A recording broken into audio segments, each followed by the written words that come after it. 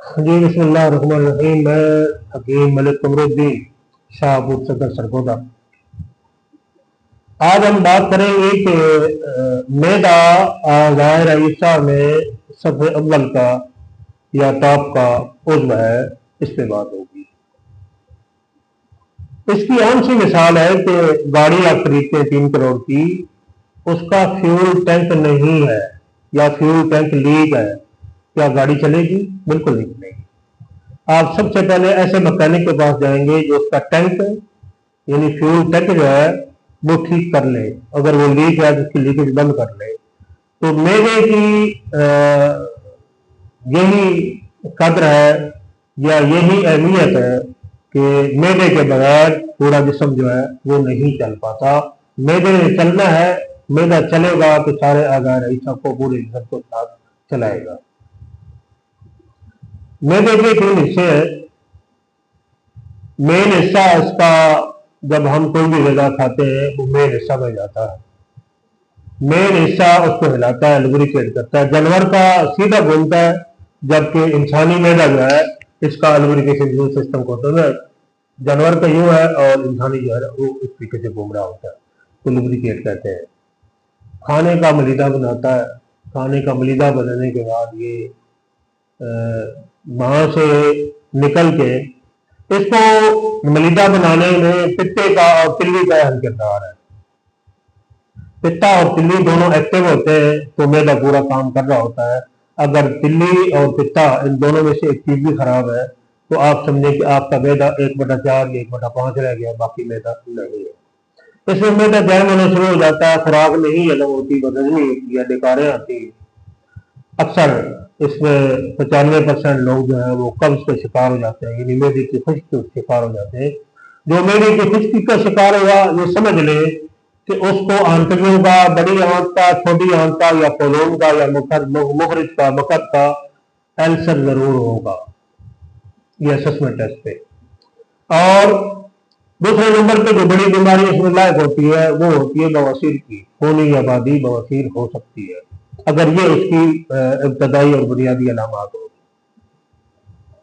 اب میدا کو ہر حال میں چلانا ہے، کیونکہ میدا چلے گا نہیں تو مریض دن بدن کمزور ہوتا جائے گا، خون کی کمی ہو جائے گی مریض میں، اور امراض مزید بڑھتے جائیں گے، یعنی خون کی غلظت اور گندگی بڑھتی جائے گی جس سے جگر خراب ہوگا۔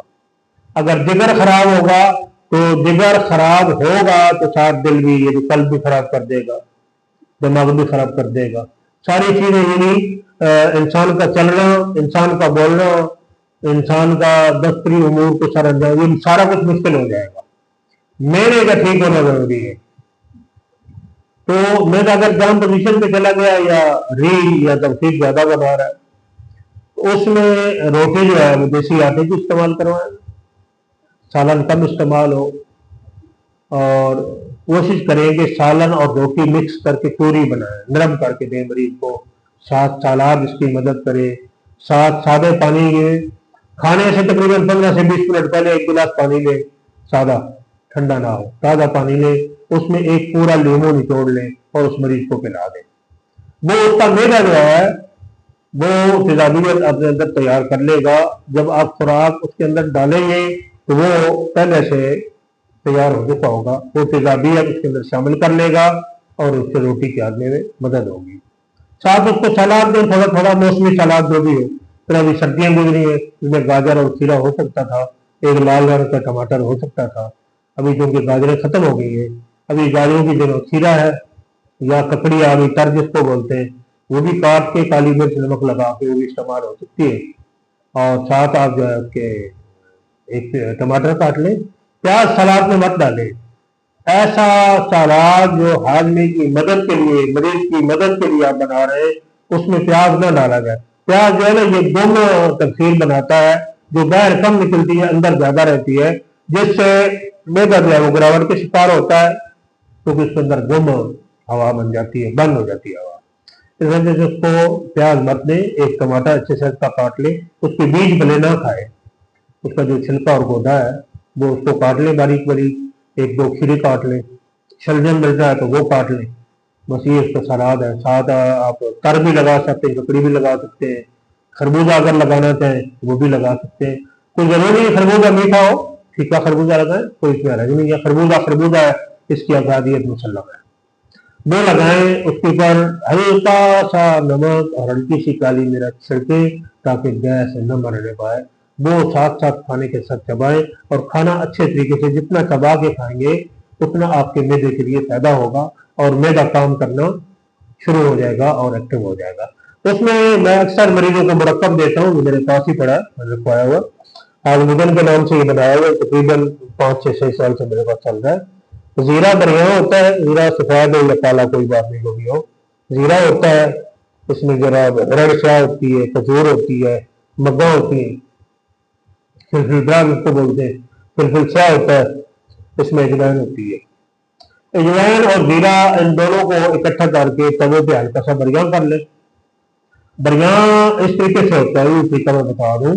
बरियां ऐसे होता है कि तवा आपने रखा, रोटी बना ली, जब रोटी बनाने के टेम्परेचर से आधा हो गया तो आग बंद कर दे, तवा गर्म होगा, आग बंद कर दे, उसके ऊपर इसको रख के फैला दे, छुरी के साथ या चम्मच के साथ इसको हिलाएं ताकि जल्दे ना पाए।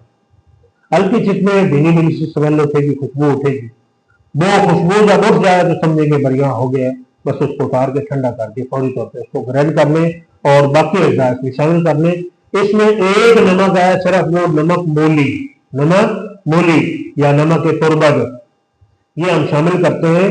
उससे रियाही मवाद जो होता है वो अच्छे तरीके से निकल आता है और इसके अलावा कोई इसमें नमक नहीं है, ना इसमें नौशादर डला हुआ है, ना इसमें काला नमक डला हुआ है, ना इसमें सफेद डला हुआ है, ना नमक शीशे डला हुआ है, ना नमक सांबर, ना नमक लाहौरी, कोई नमक और नहीं डला हुआ, सिर्फ जो है नमक मूली डला हुआ है। ये जहाँ इसके ये बेहतरीन मैदे के टेम्परेचर को बरकरार रखती है, गैस नहीं पैदा होने देती, गंदी गैस का इखराज आसानी से ये कर लेती है और मैदा चलना शुरू हो जाता है, ग़िज़ा हजम करना शुरू कर देता है।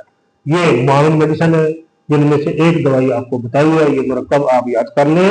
मैं फिर दोबारा बताता हूँ, जीरा बरियां करना है जी, अजवाइन बरियां करनी है, ये बराबर वजन में है, हिरन स्याह भी बराबर वजन में है, कचूर भी बराबर वजन में है, मग्गा या फिलफिल दराज ये भी बराबर वजन में है, काली मिर्च डली हुई इसमें, ये भी उनके हम पल्ला है, बराबर वजन में है। यानी 20-20 ग्राम आप ले लें, 20 ग्राम जीरा और 20 ग्राम ये अजवाइन है, 40 ग्राम हो गई है, इनको बढ़िया कर लें। हिरन शाह 20 ग्राम हो गई, कचूर 20 ग्राम हो गई, फिलफिल दराज 20 ग्राम हो गई, फिलफिल शाह 20 ग्राम हो गई। ये इसमें नमक की मूली आपने डालना है तो 30 ग्राम डालेंगे। सारी चीज़ों को साफ करके धूप लगवा के इनको ग्राइंड कर लें, तो ये आपका मुरक्कब तैयार है। ये बेहतरीन मुरक्कब है मैदे के लिए और खुजले के अखराज के लिए, खुजले को पकाने के लिए, आंतड़ियों के जहरीले मवाद के लिए ये बेहतरीन मुरक्कब है। आपसे दरख्वास्त है कि चैनल को जरूर अपनाएं, चैनल को सब्सक्राइब करें और ताकि दुखी इंसानियत की खिदमत हो सके। और हमारा एक ही मिशन है कि मखलूक खुदा की खिदमत की जाए। जज़ाकल्लाह।